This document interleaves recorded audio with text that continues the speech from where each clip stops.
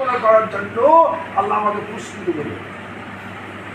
আল্লাহ না তুই ব্যক্তি যে মানুষের সঙ্গে দূরত্ব, মানুষের সঙ্গে দূরত্ব সৃষ্টি করে, বিভেদ বিচ্ছেদ সৃষ্টি করে। এদের একটা সময়সীমা নিয়ে তো আমরা এসেছি, এই সময়ের মধ্যে জীবনটা ধ্বংস করে।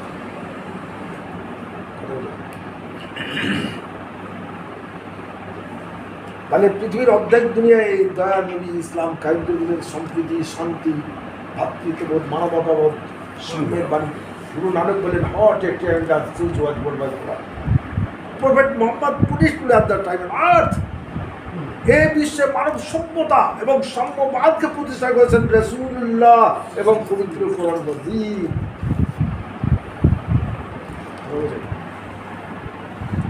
মানবাধিকার শুরু আজ মুসলমানরা সেই ইসলামের মহান ত্যাগ করে আত্মকরণে লিপ্ত।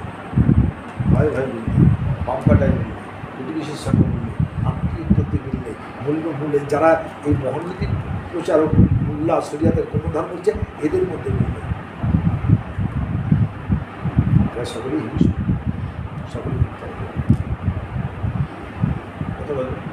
সারা মুসলিম দিনে না এত পরিশ্রম, কারণ ইসলামের যেটা অস্তিত্ব, ইসলামের যেটা প্রাণ, ইসলামের যেটা জান, সেটা এরা বোঝে না, বোঝাতে পারে। তুই মসজিদে কেন যাবে? মিথ্যাবাদী লোক। মসজিদ তো মুমিনের জন্য, কোরআন তো মুমিনের জন্য, কোরআন তো মুত্তাকিনকে পথ দেখাবে।